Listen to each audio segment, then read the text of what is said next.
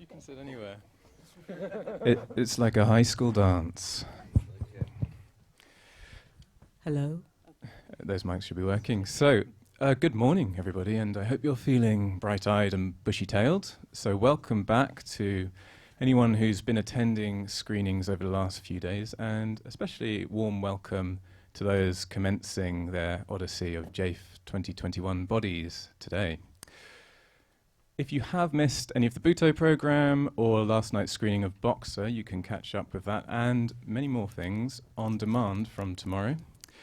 So over the course of these screenings at the festival, we've been exposed to fighting bodies, dancing bodies, sexualized, exploited and abused bodies, and later today we're seeing several films showcasing various aspects of sporting bodies. So hence the title of this panel discussion, Japan's Cinematic Body. My name's George Crosthwait, and I am in the big chair because I am the chair of today's panel. But I'd like to introduce you to the esteemed company I'm keeping up on this stage. So from my right is Jennifer Coates, Senior Lecturer in Japanese Studies at the School of East Asian Studies at the University of Sheffield. She's the author of Making Icons, Repetition and the Female Image in Japanese Cinema 1945 to 1964.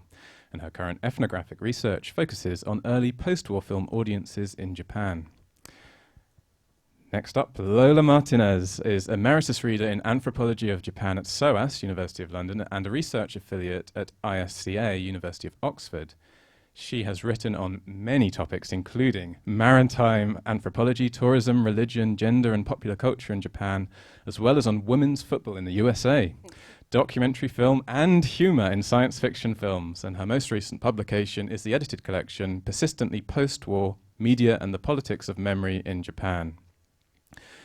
Turning to my left, Julian Ross. You're actually all in the order I've written down your bios on my sheet, so that's good. Julian Ross is a programmer at the International Film Festival Rotterdam and an assistant professor at Leiden University Centre for the Arts in Society. His most recent publication is the co-edited book, Japanese Expanded Cinema and the Intermedia Critical Texts of the 1960s. And last but not least is Jasper Sharp, an author, filmmaker, curator, and independent scholar known for his work on Asian cinema, and was the co-founder of the foundational Japanese film website Midnight Eye. He's the author of the 2008 book Behind the Pink Curtain, The Complete History of Japanese Sex Cinema, and is the co-director of the documentary The Creeping Garden about plasmodial slime molds. But I highly recommend it. He is currently working as a disc producer for Arrow Films. So I think this is probably the first time for many of us we've been in a room like this with real people around us doing this kind of event.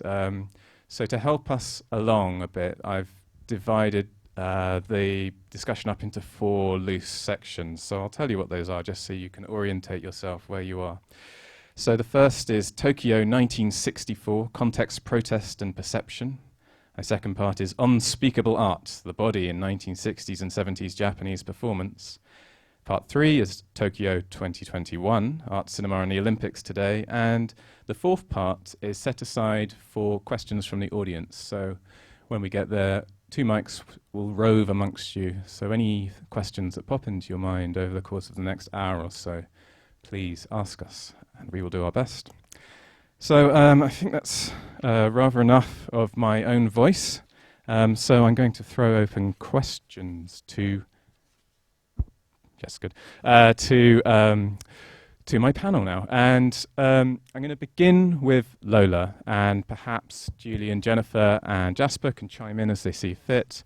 I always like to start these things sketching out a bit of context. So the initial inspiration for the JAEFF Bodies program stems from the Olympics, and it feels like a really long time ago as we were then postponed, both the Olympics and JAEFF. So those attending the screenings this afternoon will have the pleasure of watching several documentaries from the 1964 Summer Olympics made by some very notable filmmakers such as Konichi Kawa, Shinkichi Noda and Toshio Matsumoto. So Lola, could you tell us a bit about the socio-political climate in Japan in the lead up to the 1964 Olympics? Well, it was rather turbulent. I mean, you still had the new left protesting about many things. particularly the relationship with the U.S. and the presence of the continued presence of the U.S. military in terms of bases and political contracts being made between the two governments. The Olympics were particularly almost a replication of what's gone on now, problematic for many people because it meant destroying bits of Tokyo, and it meant destroying the poor bits of Tokyo. And when we watch the film this afternoon, it opens with a wrecking ball, and coming swinging at you. And I think Konichikawa was trying to get us to think about what that felt like, to have that destroyed. And people were out in protest. I was just at the Ashmolean in Oxford looking at their Tokyo exhibition, and there were a series of photographs of Japanese avant-garde artists dressed up as surgeons, pretending to clean up the streets as their protest against what Japan was doing in preparation for the Olympics. They were trying to clean up Japan, clean up the poor people, move them along, destroy neighborhoods. So they were not happy about hosting these Olympics. And I don't know if you want to jump in. I see Julian nodding and Jenny nodding as well, but what would you add to that? I mean, I think definitely foregrounding the essentially quote-unquote slum clearance, right, that was perpetrated in order to create the space to build the Olympic sites really does have echoes of, some of the issues that people have been raising with this Olympics, particularly around sort of bodies' physical encounters in space and questions about where bodily autonomy and responsibility to the citizenship, responsibility to the city, and kind of top-down state intervention in terms of the literal physicalities of how people live, where they live, and who they can come in contact with are still very much live questions today, right? Especially in a city that had been bombed, 20 years before, 30 years before, should we say. And there was still that damage. And on top of that, their own government was doing further damage. It did feel like both physical as well, personal and physical, as well as a space issue, I think, for many, many people. Julian, did you have something? Not necessarily, but the photograph you're mentioning, I think, is by Hirota Minoru, which is a performance by the High Red Center street cleaning event. And this is one that I always bring up in the context of the Olympics to show that it was a performance event and a protest event against, as he said, cleaning up the streets. And I think this is one thing to emphasize because it still has echoes with what's happening or what happened recently in Japan, which is the Tokyo Olympics functioned as an event to give an impression to, the international scene that you are welcome here and it's clean, and we want you to see a new Japan, a new Tokyo. And I think that's exactly, after World War II and everything, and that's exactly what's happening with the Olympics this year or last year or whatever. Whenever it happens.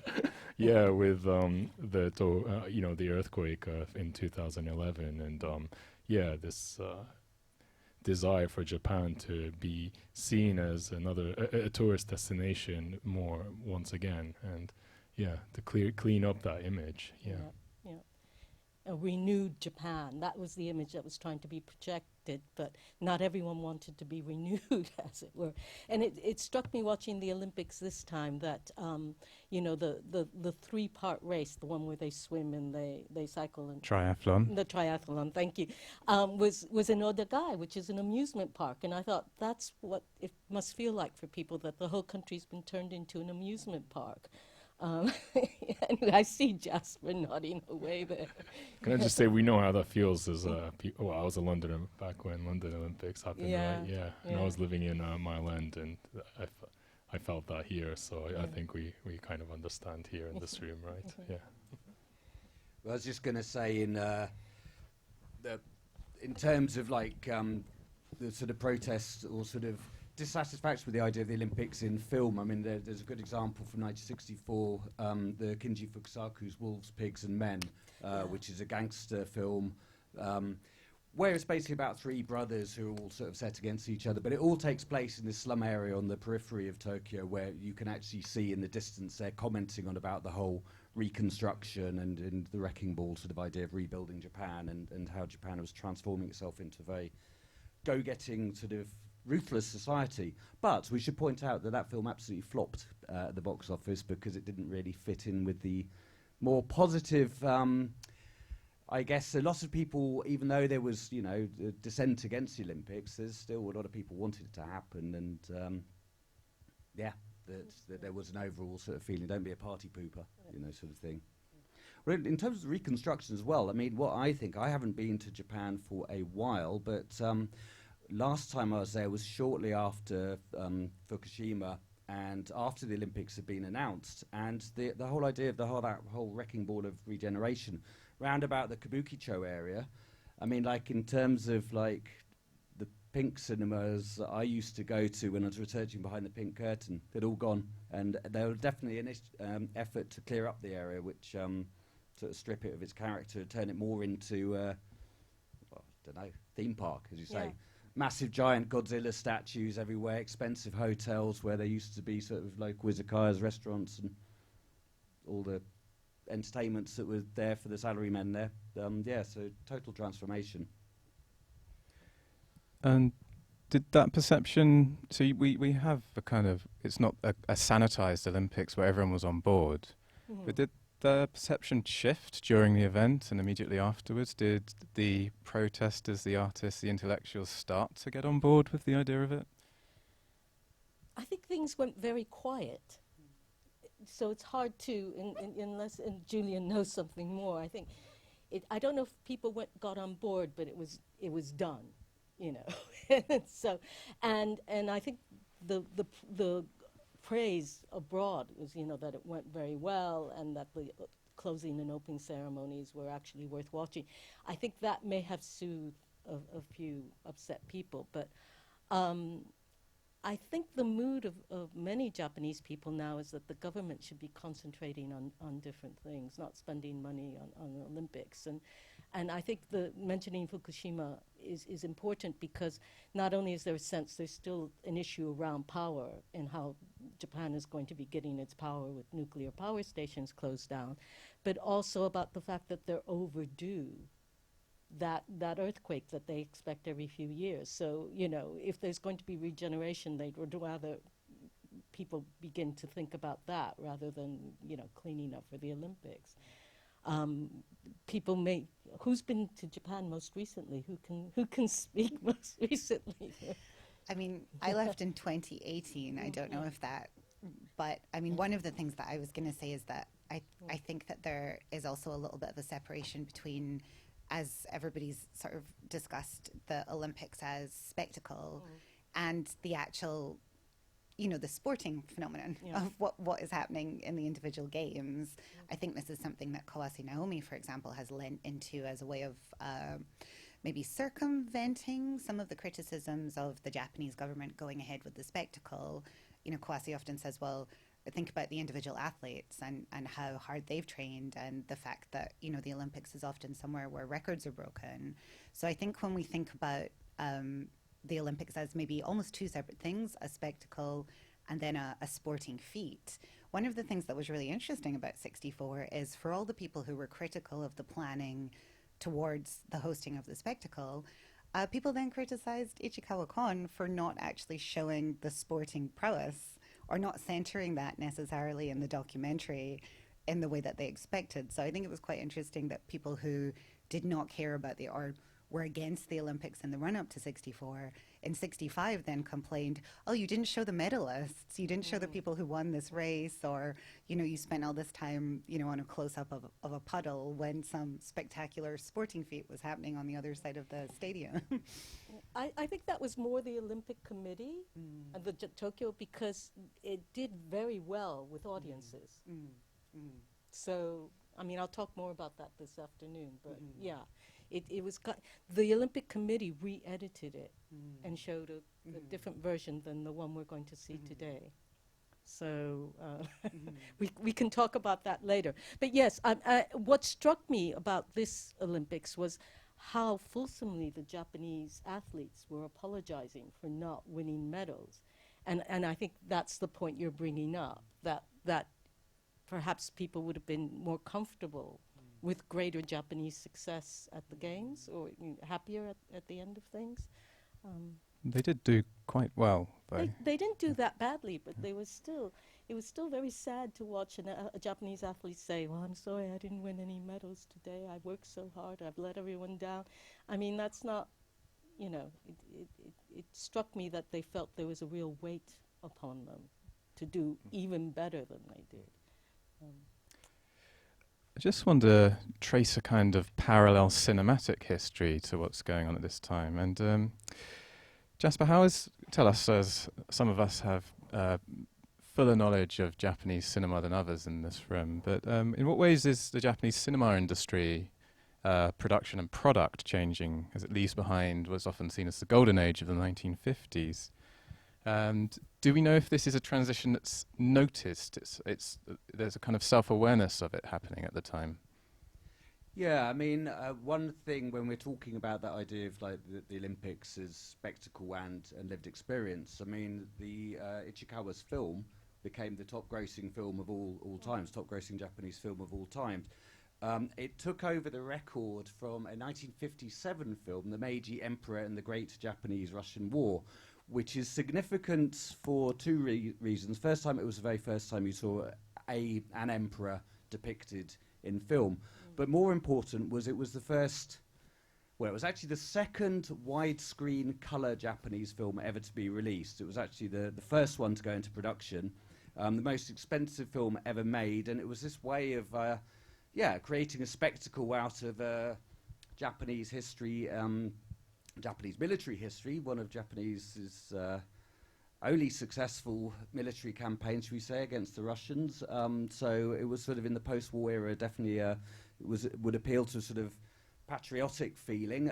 But I think importantly, it was a widescreen spectacle. So from that era, Japanese cinema basically began to focus more on bigger spectacles.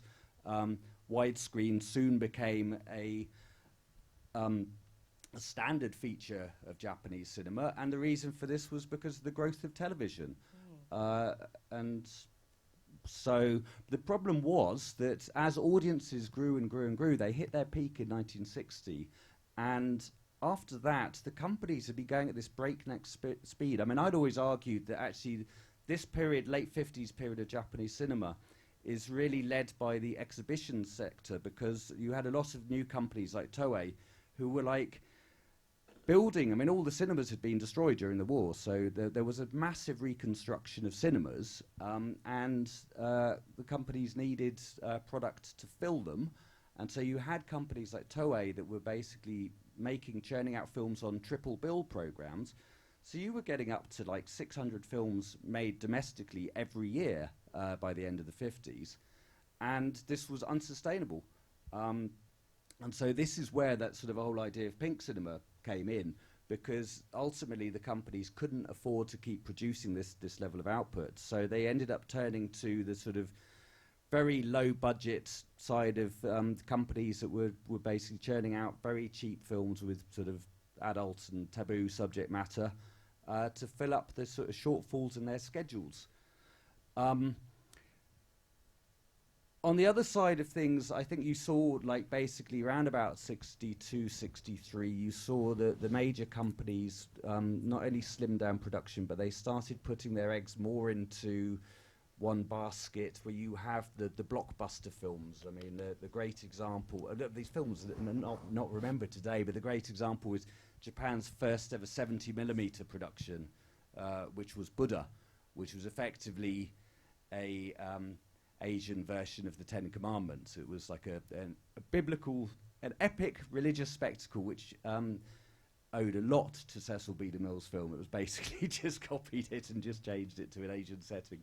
And then also Toho made films like The Last War, and then you had King Kong versus Godzilla. So these big spectacle films. So you had the industry bifurcating, I think, to small amount of like big spectacle films and a lot of more cheaply made films which basically sold themselves on sex and politics, should we say.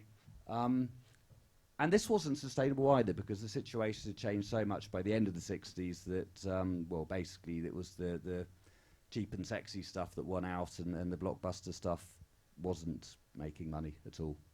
So that's it in a nutshell. Thank you. And Jennifer, I was wondering if you see a shift in audience demographics during this time, or tastes that, I mean, Jasper's saying it's sort of exhibition-led, so audiences fed on what was provided, perhaps. But yeah, do we see a demographic shift in this cinematic product?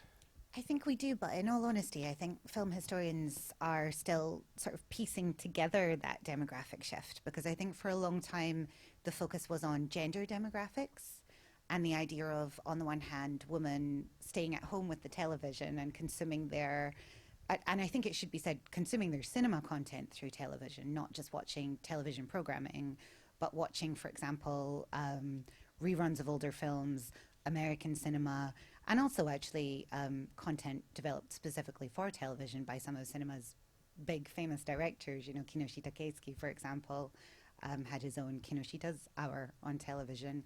So cinema content, I think, is still being consumed, but there's a narrative that women in particular were staying at home and consuming that kind of content through the television. And then, as Jasper points out, the cinema theatres as exhibition spaces are becoming, I guess, places where perhaps male audiences and younger audiences in their late teens and early 20s are watching increasingly violent and increasingly sexualized content. But I think one of the things that we're only just starting to understand now as cinema historians is where children are placed in that kind of demographic shift. And I think this is quite an important question for the 1960s, because in some ways the long 68 that Japan experienced of political upheaval and protest culture from 1960 all the way through into 72, 73 is sort of characterized by multiple generations almost at war with one another while ostensibly fighting the same struggle. And so I think where children are in that audience demographic is actually really important to understand. So one of the things that we're learning now is that actually contrary to the assumption that television took audiences away from the cinema, we're now hearing from people who, well, sometimes call themselves the generation that grew up with television, and they say, actually, the television is what introduced me to cinema. I would agitate to get my parents to take me to the cinema theater because I would watch, Kinoshita Keisuke's films on television and want to go and see them in the cinema. So I think there is a bit more nuance to some of those demographic shifts.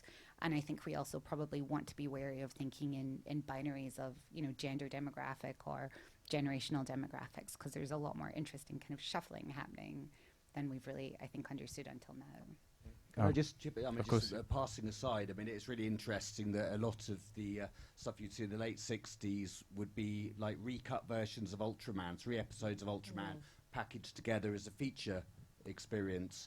And the same with the monster movies, like the late Honda Toho Godzilla films like Destroy All Monsters and All Out Monsters Attack were increasingly becoming almost like greatest hits packages that were almost designed to be shown in cinemas, then go to TV. So there was a definite synergy between, well, and not to mention that a lot of the film companies had moved into TV production at the time as well. Oh, thank you both.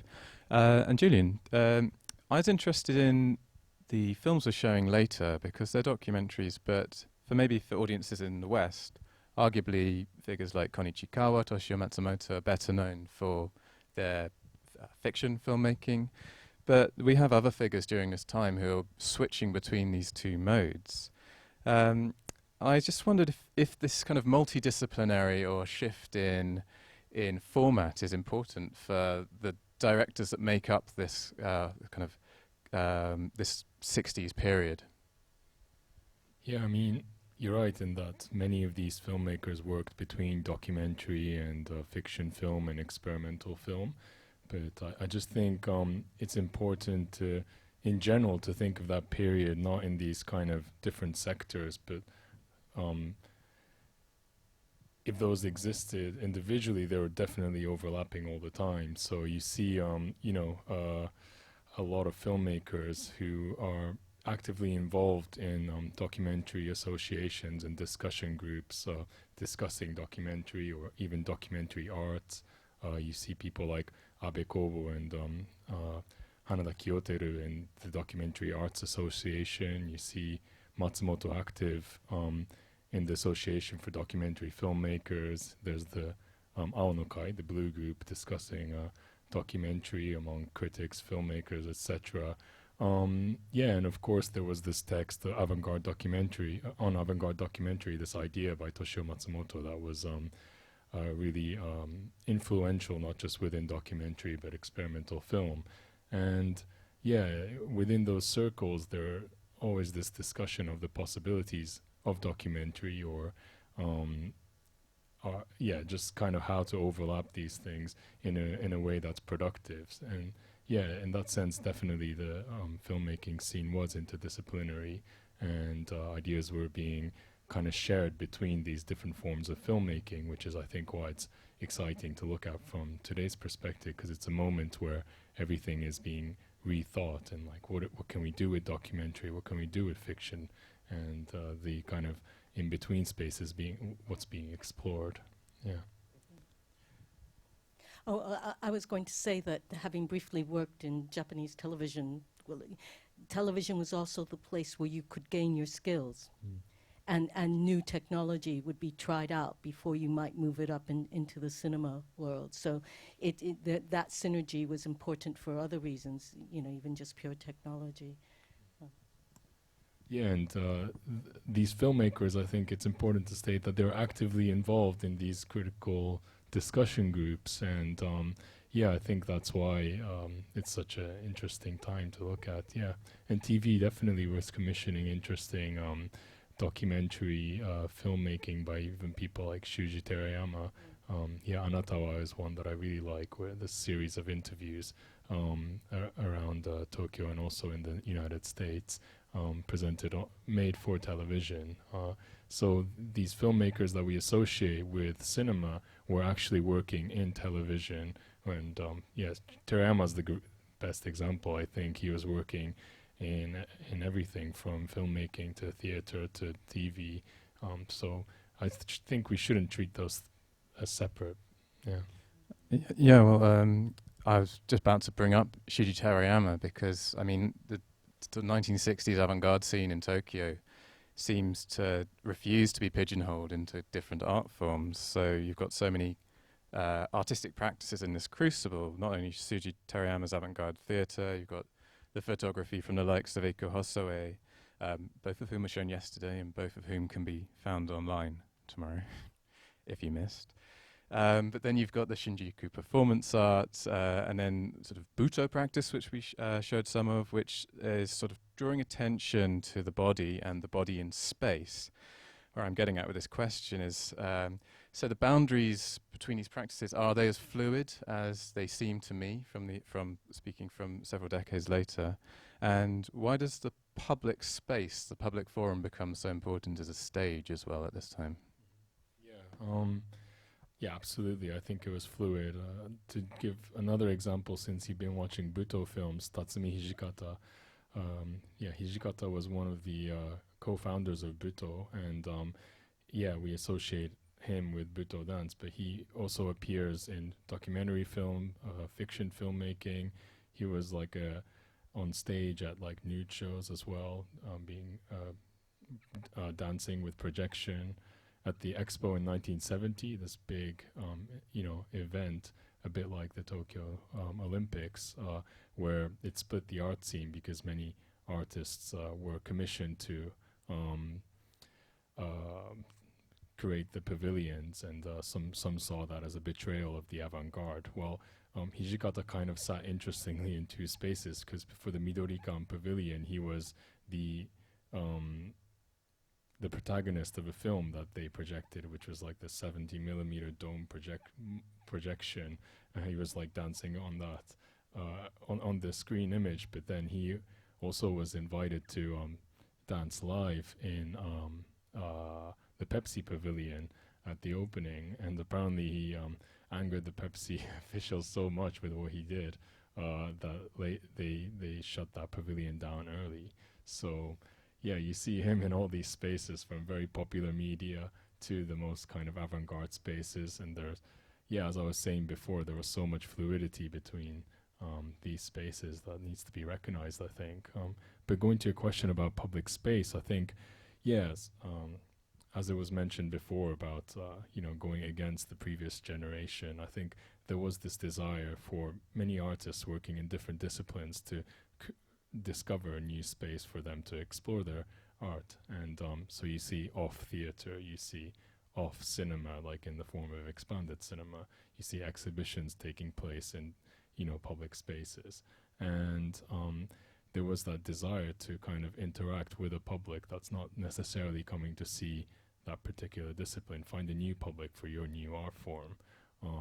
Karajuro, who some of you who saw in Terayama's film as the referee on the boxing ring, he set up his 10th theater in Shinjuku, for example, and you can see him performing outside of Shinjuku Station in the Diary of the Shinjuku Thief. So yeah, I think there was this attraction to the street as a place for a dialogue as well, and because the streets were the sites of protest, the streets were the sites of discussion. Shinjuku Station, before it became a passageway, was a hiroba where you can discuss politics with people you encounter.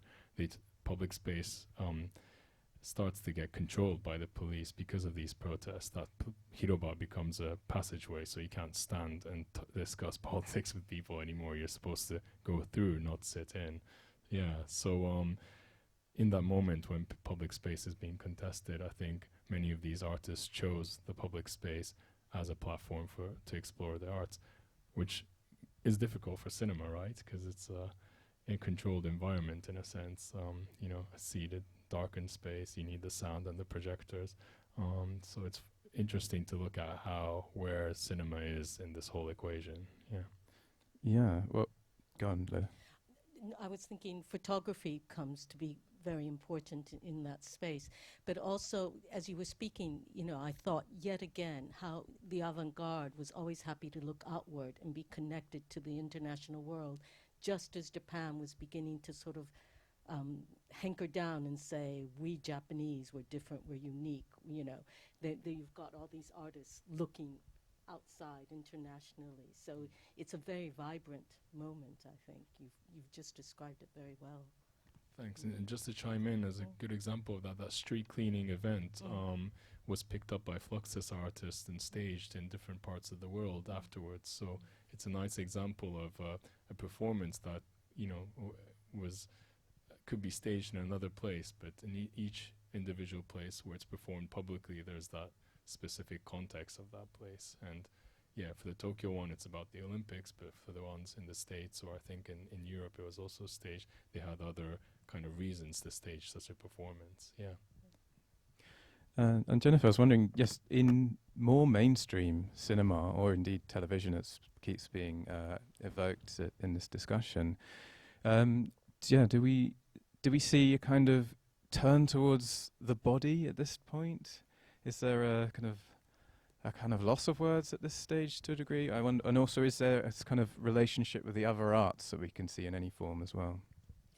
I think that's a really good question, especially the phrase loss of words, because I think there is a turn towards the body, but in some senses that's cinema and the visual arts more broadly, I guess, catching up with something that literature has been doing since 1945, right?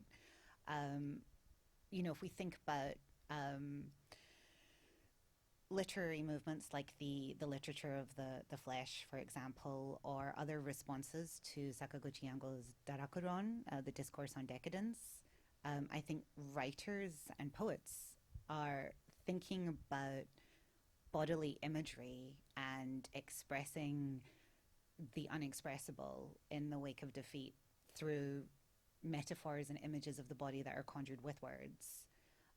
And of course, because particularly mainstream cinema is so censored from 1945 through to 1952, and then subject to the kind of commercial trends and impulses that Jasper pointed out, through the 50s and into the 60s, it's not possible to use the body in that kind of evocative and extreme way to the same degree, I think, in cinema productions until you come into the 60s.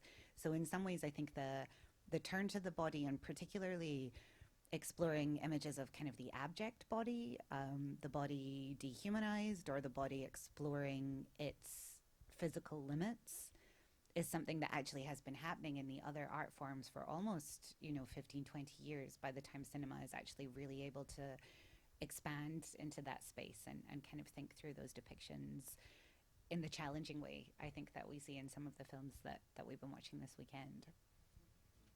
Thank you. Oh, Jasper? I think it's really interesting that in the 60s there was also this renaissance. There was a lot of works based on the writer Edogawa Rampo, who was a pre-war writer, one of the first writers of sort of mystery, macabre fiction, whose works in the 20s were dismissed as sort of what they called ero-gro nonsense, erotic grotesque nonsense. This idea that they unfold in sort of very irrational worlds. There's strong sensual content, and particularly this idea of broken, incomplete bodies. So I don't know why.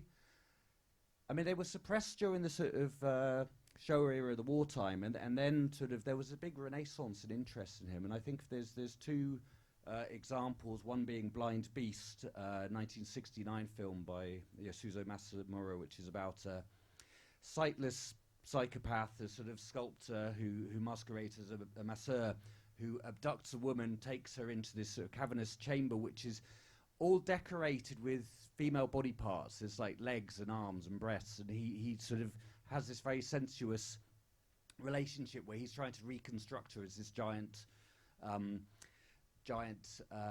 statue. And I won't go into, I don't want to do a spoiler, but I mean, obviously the broken body parts plays a very large role if you see when you get to the end, a quite memorable ending. But another one is Tedao Ishi's Horrors of Malformed Men, which is actually a portmanteau of a number of Rampo stories. But what is interesting about this film, Tedao Ishi is one of these directors who's associated with like really pulpy sort of Yakuza crime movies, Sonny Chiba action movies, but this he did this string of films with titles like Shogun's Joys of Torture, which was symptomatic of what Toei were doing in the late 60s, that they knew that basically to get people into their cinemas, you could just basically use the old historical sets and put on scenes of women being tortured for transgressing the order of the feudal period. And it would automatically, you could do it on a low budget, and people come in and watch it. But what was interesting about Tedao Ishi was he obviously had very strong links to this sort of countercultural underground scene, because Horrors of Malformed Men, actually the main character, who it's like an Island of Dr. Moreau sort of story, with this guy trying to create this sort of whole island of, he's sort of deformed and wants to create a whole island of people in his own image. The doctor himself is played by Hijikata. And so that this whole film begins with these sort of strange experimental scenes of him on the sort of edge of the sea, just doing his dancing in a way that would be really similar. I'm sure, I haven't seen the film you saw at the expo, The Creation, isn't it? It's called, which I'll just add from my widescreen research, played on, that must be the biggest analog screen ever created. It was 90 meters across. 8 70mm projectors sort of projecting like an orange, I think it was, like a segmented, so amazing sort of achievement, this film. And then they lost it after the expo, which I think is hilarious. It's like the biggest film ever made, and then you lose it. Yeah, so where was I going? Yeah, so this idea also, I mean, Tedao Ishi was obviously very much part of his countercultural scene. So this idea of Hijikata, this focus on broken bodies and this synergy with other art forms. And when I watch, I mean, there's a number of Ishi films where Hijikata appeared in, Blind Woman's Curse, Orgies of Edo. But when I watch them, I get this real strong feeling of this sort of very 60s sort of performance art.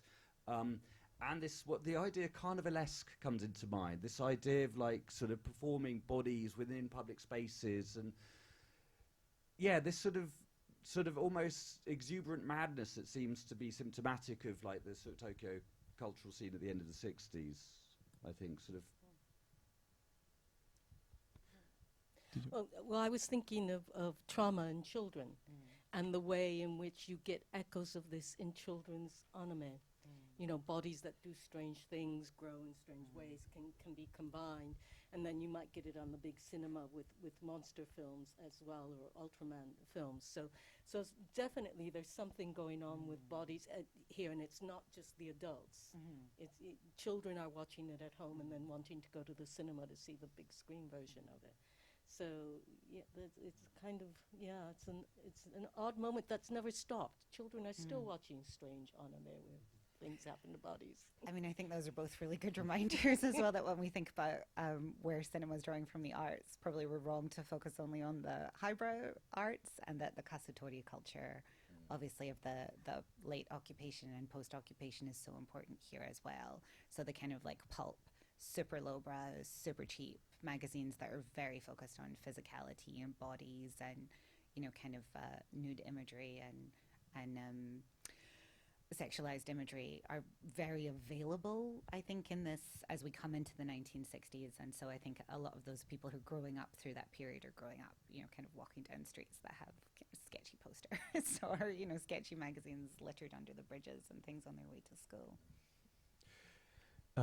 So Jasper, I just wanted to talk about some of the pink film stuff we've been watching this weekend, this long weekend, and that you've briefly kind of sketched out how that started earlier in the panel discussion.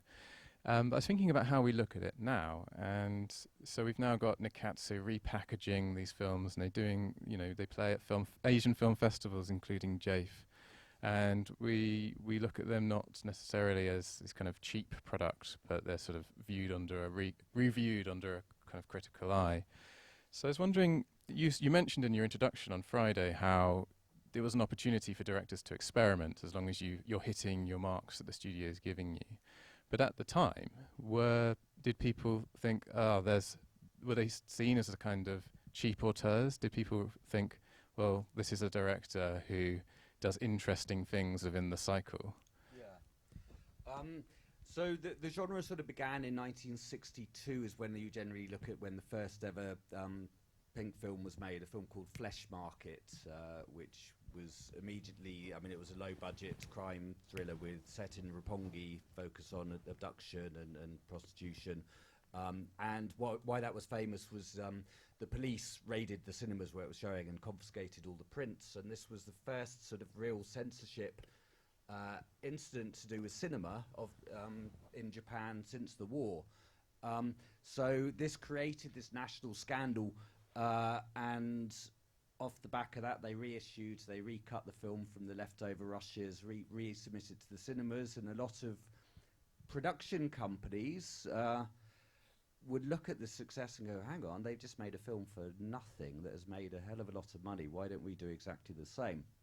When I talk about production companies, I'm saying a lot of these production companies were PR films, and a lot of the directors came from this PR film background, industrial films or television, which was seen as a lowly medium in the early 60s to cinema. So that's where they came from. And I think it's just like after that you had, you know, the films that were being shown at the very very bottom parts of the sort of triple bills were probably not particularly well regarded. But sooner or later, I mean, the idea was confrontation. It's, you know, and then one of the directors who really started making an impact was a figure called Koji Wakamatsu, who had his own production company, and dealt with very, you know, there was a lot of sort of rape and sexual assault in there, which is very difficult to talk about nowadays. I mean, in a sort of very, you know, it's important to remember that audiences at the time found this shocking. You know, Japanese audiences, this wasn't like them consuming uncritically this idea of like sexual assault as entertainment. But Wakamatsu used this sort of rape as a metaphor for attacking the very sort of status quo of Japan, the very constitution. It was very political films, and he became very much involved with the radical left movement in the late 60s. And I could go into a lot of detail, but I won't do. But I mean, he was seen as the first sort of auteur, really, to emerge from the pink sector. Well, I would make the distinction that Roman porno is very different from the pink film. It's like I said on Friday, when I was writing my book, I always saw like Roman porno as sort of like a commercial studio basically taking the idea of pink film and repackaging it for a mainstream audience. But I don't think that's strictly true. I also see Roman porno as very much a continuation of Nikatsu's own production practices. And with the major studios, you had most of the directors who worked there came from very educated backgrounds and had to go through this very long apprenticeship period and writing scripts. So they had to be, very tight within the company. What Roman porno allowed the assistant directors, basically, who'd been working for people like Seijun Suzuki or Imamura in the 60s, was to basically suddenly, like, a new wave of directors came on the scene making films within the Roman porno format, within a studio system with trained technicians at their hand. And the idea is, you make adult subject matter, we give you a low budget, but as long as we have enough flesh and sexual material and it gets audiences in, you can pretty much do what you want. That's the myth. I don't know how strictly true that was, but certainly it did leave a lot of space for stylistic experimentation, or just making films that just really appealed to, that were more sort of engaged with the spirit of the times. I don't know if I should go on about the 2016. Might come to that in a moment. Yeah, I would. I did just want to turn to Jennifer, though, because the sexual violence in these kind of films, but also by extension, a lot of films during the post-war period is quite shocking and very problematic to contemporary audiences. And we had a strong reaction to our Nikatsu Roman porno screening on Friday night, and even in something like Susumu Hani's Lovers Are Wet, which we watched on Thursday, you've got quite dazzling formal filmmaking amongst some really difficult themes there. So I was wondering, where do you believe the depiction of kind of sexual violence and exploitation of particularly young bodies comes from during this time? I mean, it's such a good question, isn't it? It's an important question. It's a difficult question. I think it's a question that does not have one answer. Partly because I think that there are a number of really important threads running through that problem. And each one of those threads is so central to Japan in the 60s and early 70s, and also connected to issues that we see in many countries still today, right? So I think gender is definitely one sort of hot button issue, I guess, within those films and how we talk about them and view them and program them now. I think age, generation gaps is also really a kind of big question, because one of the things that writers, particularly on sort of Japanese 68 and 1960s protest cultures, have been pointing out recently in a lot of the anthologies that were produced around the anniversary of 1968, is that there is a huge gap between the generation, a huge gap both temporally but also experientially, between the generations that were on the streets and crucially occupying the campuses, people who are students, people who are, let's say, aged between 18 and 22 through the 60s and into the early 70s, and the people who are in an empowered position to create the cultural texts of that moment, right? So in some cases, I guess, for example, film directors like Oshima Nagisa are an example of people who participated in the student protests of the early 60s, and then sort of graduate by the time you get into the late 60s and the early 70s into the position of a cultural producer who is making film texts about that moment. But by that point, the generations who are on the streets and barricading the campuses in 68 actually have quite a different political mindset and a different political position than those early 60s directors who are now speaking for the movement. So I think some of these kind of depictions of violence are trying to capture that sense of, where the left within itself is not speaking with the same voice, where the left within itself is maybe exploiting, factions or different groups, And particularly, I think when we come to the question of sexual violence, this is a huge flashpoint, because there was, inter-factional sexual violence within the New Left. In some campuses, I don't know how much we want to get into this, but Tokyo University campus was known by the late 60s as a very dangerous place for women leftist activists, because rape was used as a tool of intimidation by leftists against other leftists from other factional groups. So I think there's this moment of confusion and anger towards the end of the 60s on the part of the younger generations of activists in this long 1960s movement that doesn't really have a clear mode of expression, like especially in words. It takes until the early 1970s for feminist activists to start writing about these experiences and speaking out about them in a direct kind of autobiographical narrative way. So I think one of the things that we're seeing, particularly in the second half of the 1960s, is kind of like an allegorical attempt to feel through some of these very kind of difficult feelings that don't yet have a verbalization, they don't yet have a name, because I think it's huge to think about if you've devoted an enormous chunk of your time to a political movement, or to, I suppose this is something we see today in the Me Too movement also, if you've devoted a huge amount of your time and your energy to, particular art production, are you going to turn around and start calling out people who are, quote unquote, on your side in, producing the artistic works that you're trying to get made, or producing the political change that you're fighting for? Are you going to start sort of accusing these people of the violence and the exploitation that they're perpetrating within that world? Or does that undermine the cause? And I think that's genuinely still a very difficult question that people grapple with today.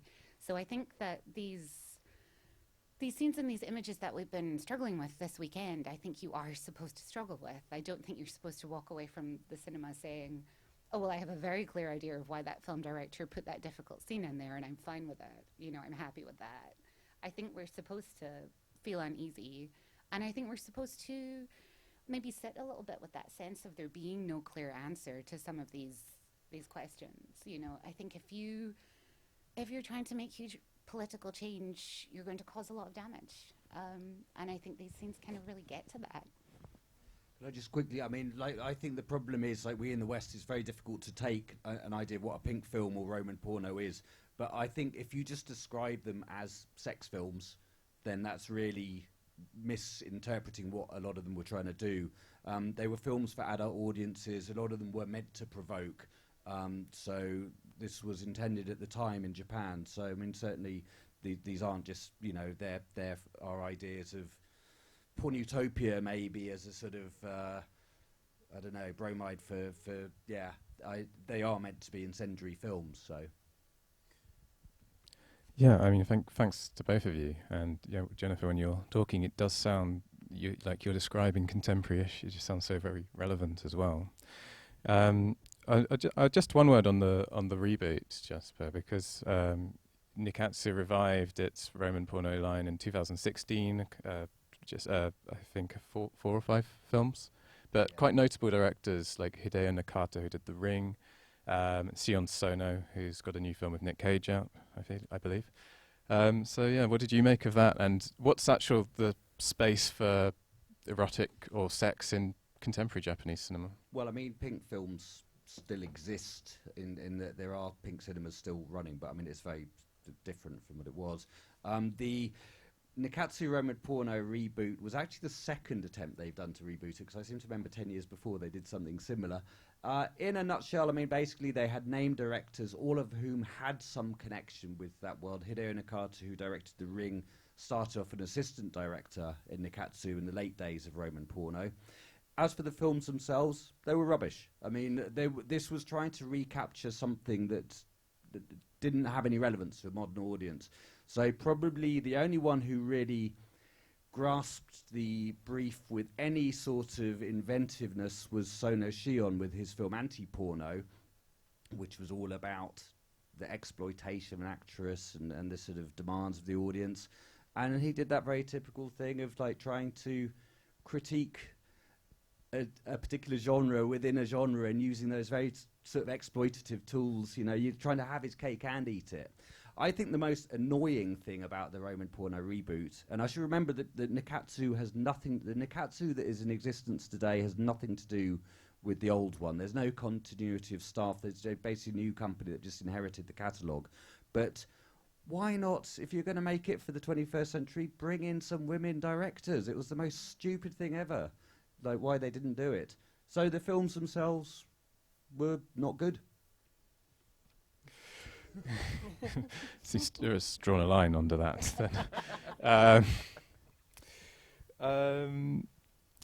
Julian, I haven't heard from you for a while, so I wanted to think a bit about some of the contemporary short work we've shown at the festival, and there's still a lot of stuff to come this afternoon. But so we programmed the short films at the festival before the pandemic, yet when we came to pick up what was postponed from 2020 for this year, we really felt like a lot of them are dealing with kind of claustrophobic situations, or how you relate to other bodies, and how you relate to confined spaces, or how you exist with other bodies in spaces, or the body in the world.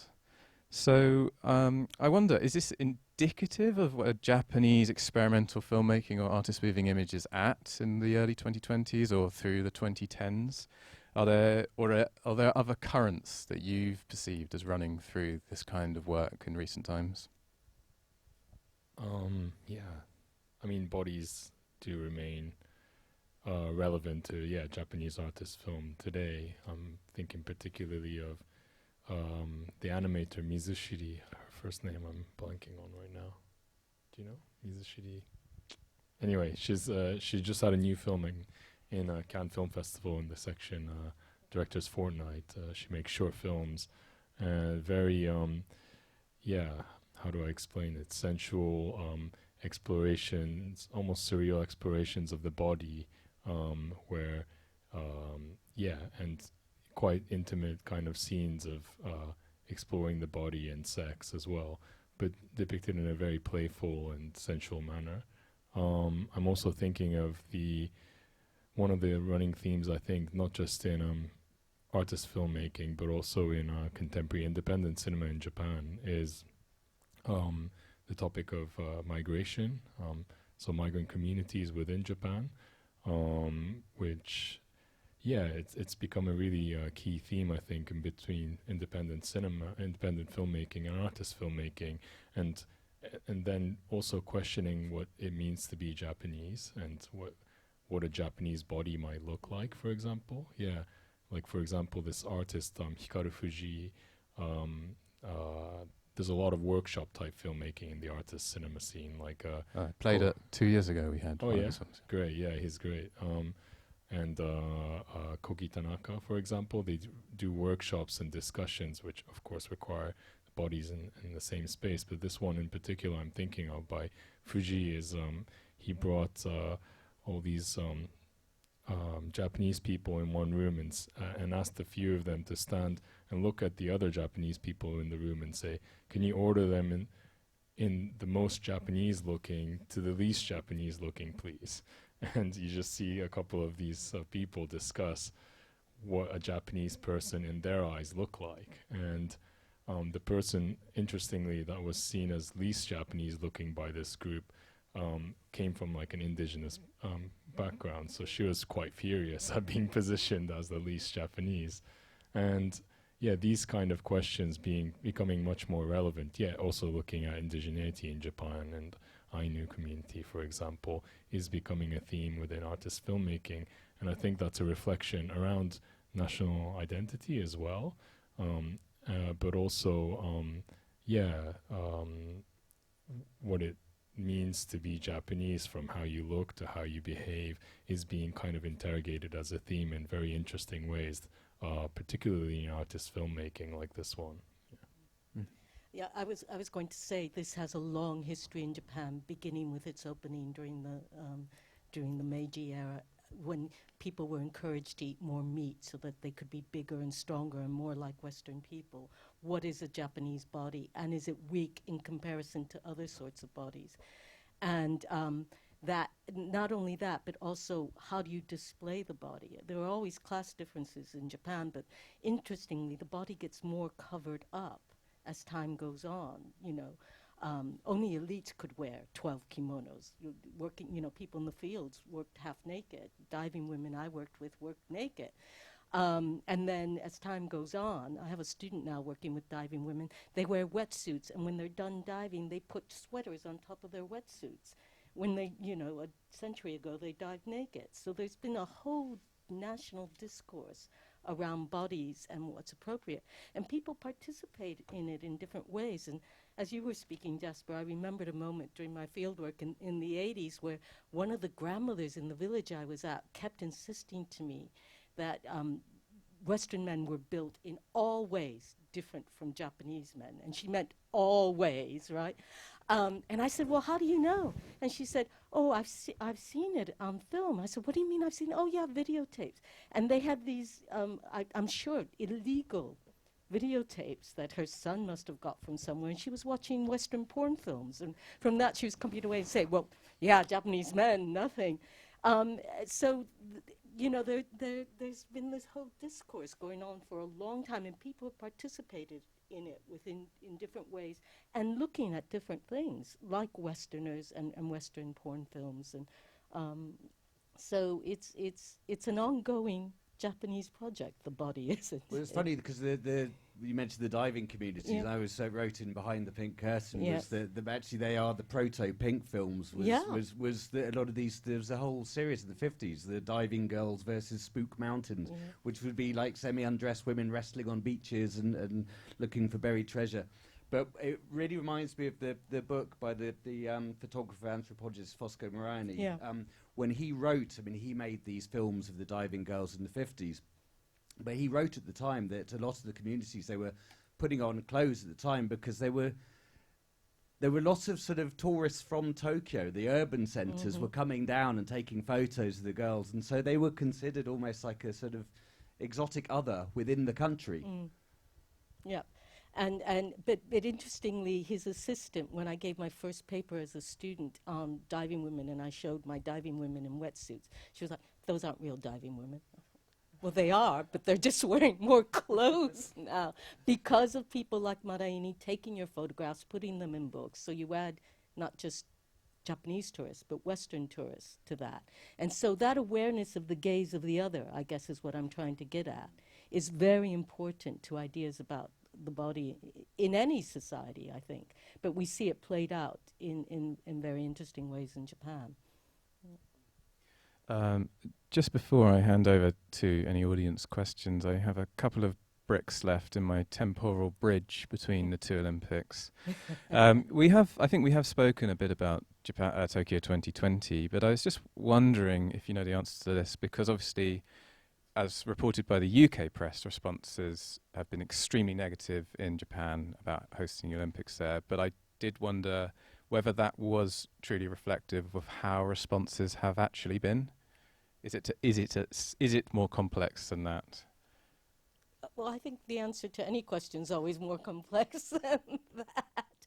I think always in the end there's an element of pride when Japan pulls it off. So there's that, and politicians will be patting themselves on the back, and individuals in Japan may have very different feelings about it. I think there would have been stronger feelings if there hadn't been COVID and people were able to go to stadiums and see, I think that would have shifted perceptions a great deal as well. So I think what we would need is someone to be in Japan right now to tell us what people are feeling. So if anybody's been there recently, speak up now. Well, maybe I was there October 2019, and I was quite surprised that even my cousins and uncles and aunts, who are usually quite, how do I say it? They run with what the government does. They were very critical of the Olympics, and I saw a poll that said 80% of Japanese people just before the Olympics was about to begin were against this Olympics. So I think there was, I mean, 80% is a huge number. It's not, that's a definitive majority. And so in a country where, for example, the death penalty is, you know, I don't know the exact percentage at the moment, but majority of Japanese people are for the death penalty. So yeah, it's quite surprising to see such a kind of voice, united voice against the government, actually.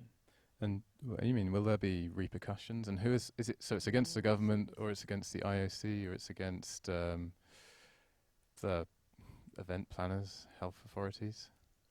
I think all of the above, but mainly the government, I would say. Yeah. The question is whether that is enough to shift the government in the next election, and that's why I'm saying we sort of have to wait and see. Yeah. I don't want to be negative on that, but I would suggest that actually, you know, the strand of the discourse around the Olympics that focuses on basically government endangerment of citizenry is not a new conversation since the Olympics, though it's a continuation of the Fukushima conversation. So the question about what the government's responsibility to citizens is in terms of safeguarding you, keeping you safe, giving you access to information that you might need to keep yourself safe. I mean, in some ways, I think the 2020, 2021 Olympics is a little bit of an escalation of a conversation that has been running since 2011, at least. Of course, you know, prior to that, in relation to sort of nuclear issues, and I guess chemical waste and dumping, it's been a much longer conversation. And security in all sorts of ways, food security, you know, what are we getting from China, what are we importing from China, is that being regulated? So there is that, but that hasn't shifted the government. This is where I find it worrying. And the whole Fukushima thing is quite interesting because I don't know how many people have been on tours of nuclear power plants in Japan. I've been on 2 of them, and they kept focusing on how safe it was. So anybody who went on one of these tours was told, we do this, we do that, it's perfect. And then 2011 comes, and they find out, no, none of those things were happening. They weren't being inspected. All those tours that you get to take through were telling them, you know, untruths. And yet that didn't see a change in politics. So I don't know what it will take. So, do we have some roving mics? Great. And opening up to questions from the audience. If you don't ask questions, I will just keep asking my own questions and we'll never leave. But down the front. 1, 2. Oh, sorry.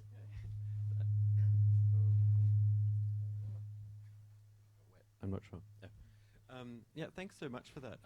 I thought I might take an opportunity just to extend that discussion of non-Japanese bodies, I guess we might call it, and challenge you a little bit to think beyond the East-West dichotomy, because I'm really curious about the role of non-Japanese bodies, but not necessarily European or English-speaking bodies within these representations, both in the 60s but also contemporary, because, for example, in the whole drive for tourism, Japan actually had a tourism boom post-2011, but the discourse around that was that they were the wrong kinds of tourists. They were tourists from China. They were tourists from other neighboring East Asian countries. And so there was really quite a kind of serious conversation around this. And similarly, in terms of Jasper's comment about the cleaning up of Kabukicho, a lot of that actually had to do with the effort in kind of local domestic politics around the Tokyo governor elections to look like you're strong on immigration so that you can clean up the immigrant communities within places such as Shinjuku.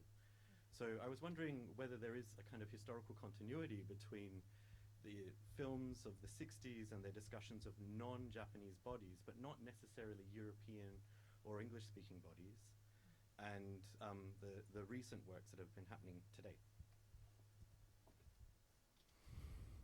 Julian, Lola? I mean, if you look at Nagisa Oshima's films, right? Yeah, who's interested in the Korean body and Korean migration to Japan, and also tracing back Japanese identity into Korea. And yeah, that's one that I recall at least. maybe the Imamura documentaries as well, looking at Southeast Asia. But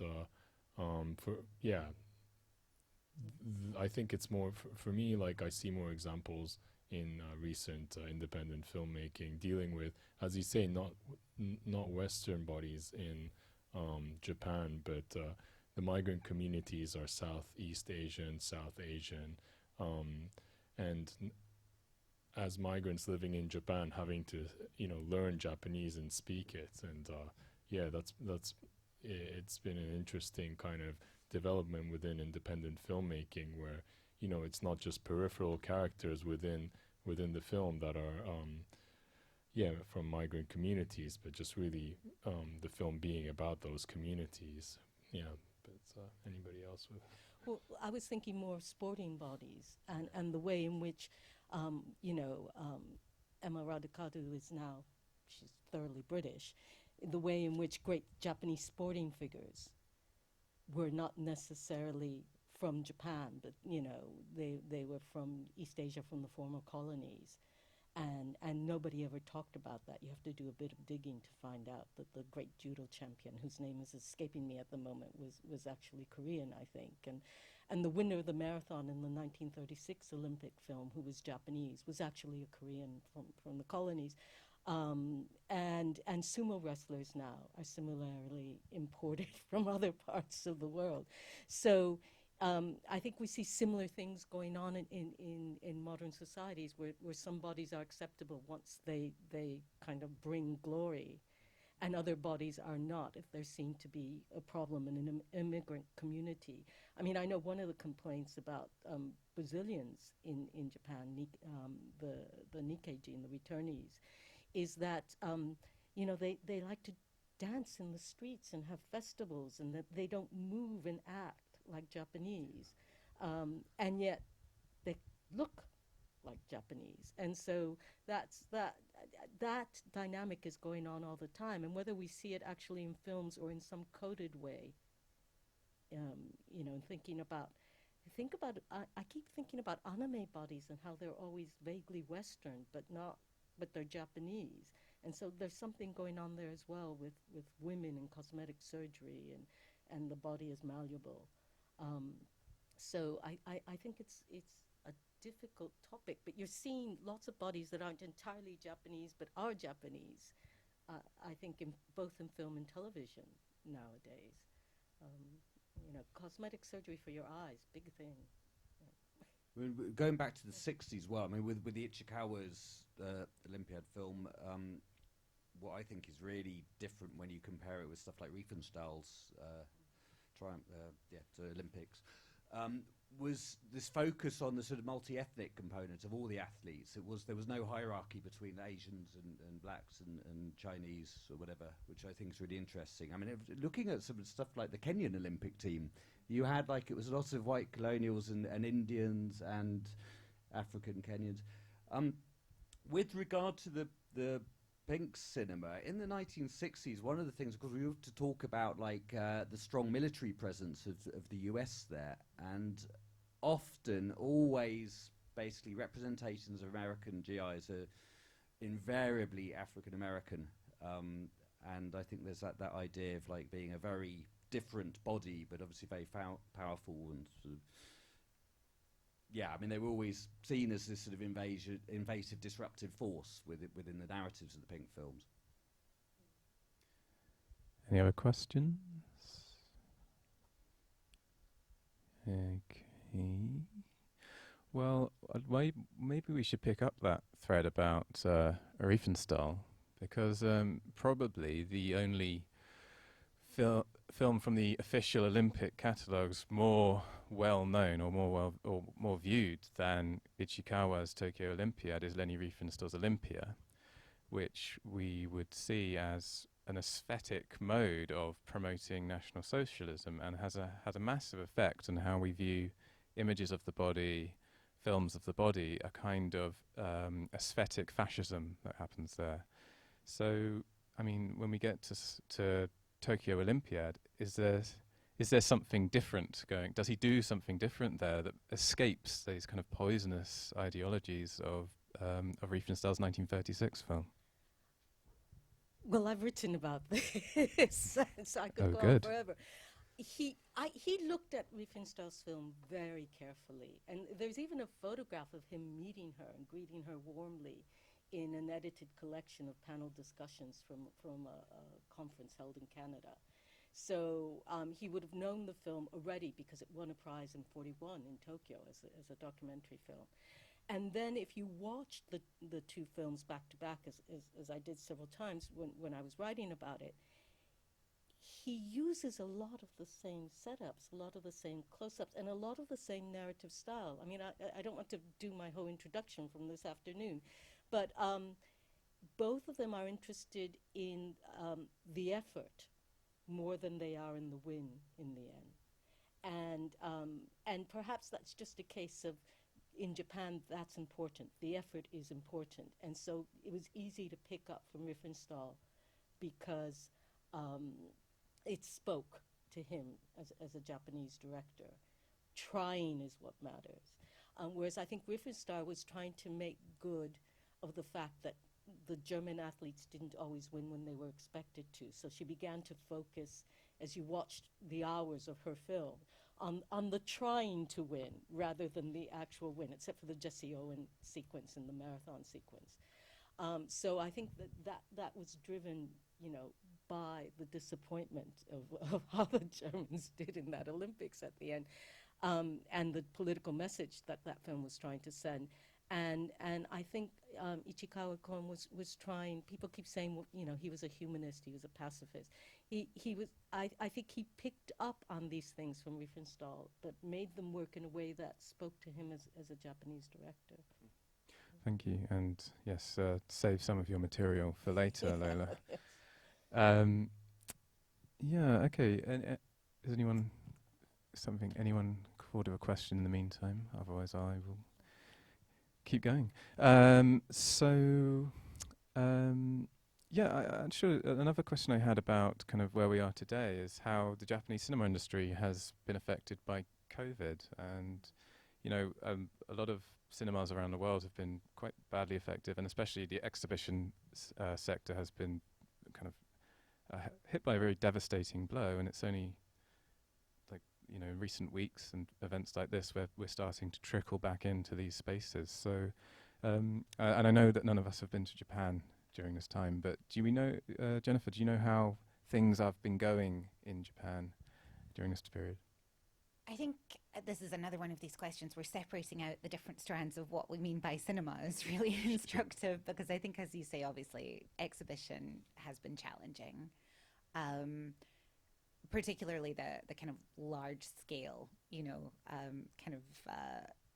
mass cinema theaters, the kind of city center, multiplexes, I think obviously have been challenged. But I think there has been some really, really interesting grassroots support and organization around, there's literally a movement called Save the Cinema in Japan, but it's not focused on those multiplexes. It's focused on the mini theaters and the smaller kind of independent arts exhibitor spaces, which I think is really positive. People are donating to these spaces to keep them going even when they can't physically be open. So I wonder if we're going to see maybe a little bit more of a resurgence of interest in those alternative exhibition spaces.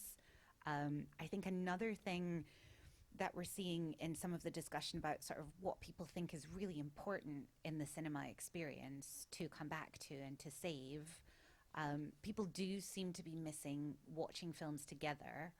They don't seem necessarily to be feeling like that has to be done necessarily in a professional cinema theatre space.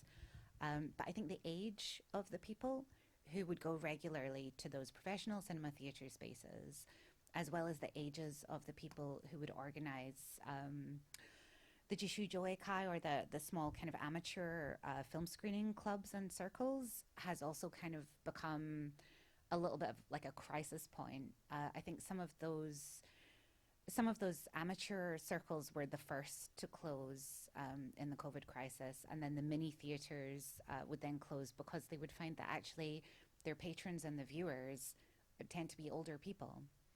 So people with the time and also with the disposable income to go regularly to the cinema or to run a Jishu Joikai screening event would be people who would be most at risk in the pandemic. So I think one of the things that we've seen is how sort of aged the spending demographic of the cinema audience in Japan has become, and how much of a problem that's going to be, I think, for sort of public cinema screenings going forward. On the other hand, I think the fact that streaming services are investing heavily in Japanese content has meant that we're starting to see huge investment in, the work of filmmakers, not necessarily sort of making films necessarily, but exploring the longer form of limited series like Ninagawa Mika, for example, and her series for Netflix, Followers. So we are, I think, getting some of that investment in Japanese cinema content is just coming to us in very different ways. It's coming through different services, and I think it's coming to different audience demographics than the cinema really relied on in Japan for quite some time up till now. I got something. I mean, it's quite interesting to tie this back to Fukushima, that sort of era. One thing I noticed, the biggest change in cinema exhibition all around the world came between 2009 and 2012, when every single cinema around the world began ripping out their 35mm projection equipment and putting digital projection equipment instead. This had two things. In Japan around this period, I noticed, I mentioned at the time, this massive closure of pink cinemas, which all showed from 35mm, massive consolidation of money into the hands of the multiplexes.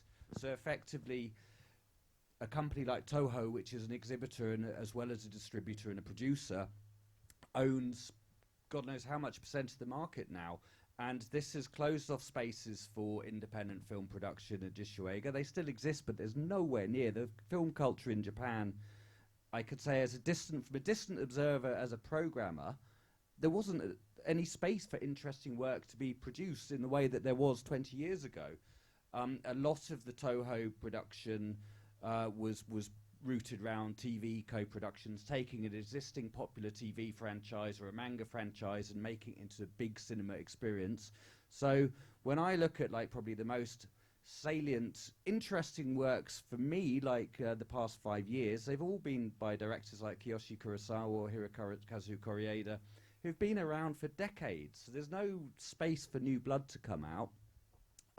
In relation to the impact of COVID, one of the important things to remember is whereas around the world cinemas were closing down, for mothballed for long periods of time, in Japan they closed down for a very short period. And so if you look back on the 2020 box office, international box office, Japan actually fared pretty well compared with, say, the UK industry. I think they were down about 60%, but that's nothing compared with the sort of crises that hit North America. So they've weathered through okay.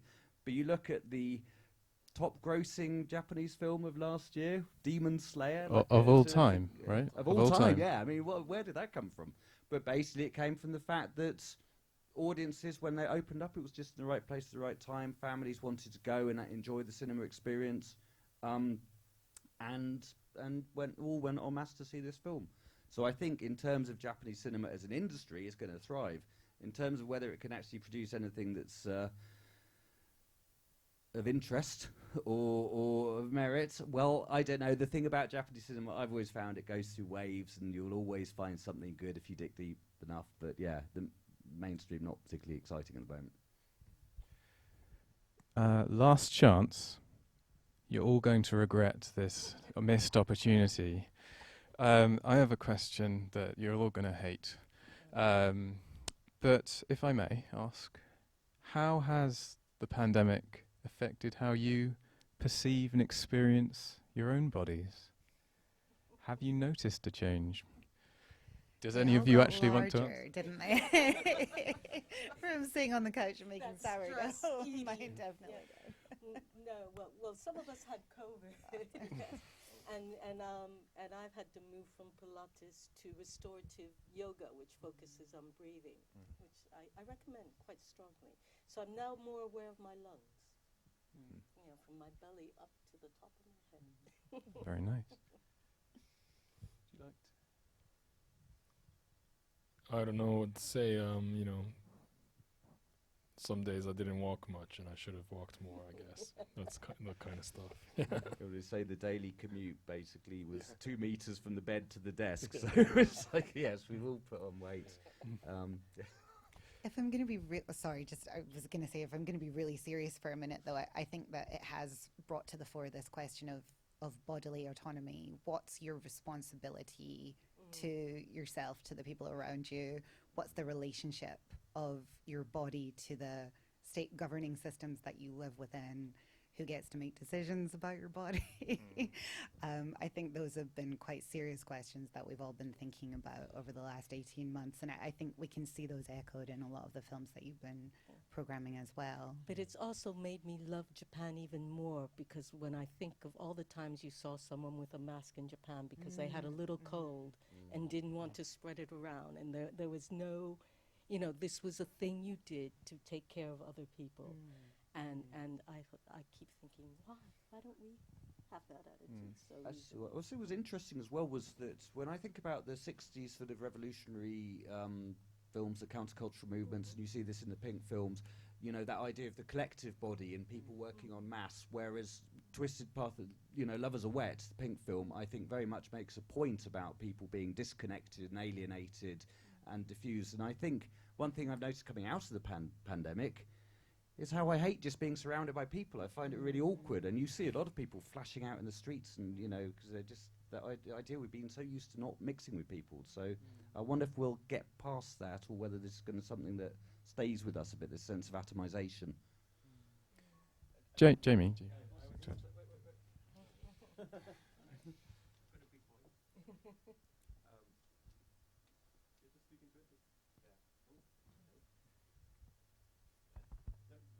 Okay.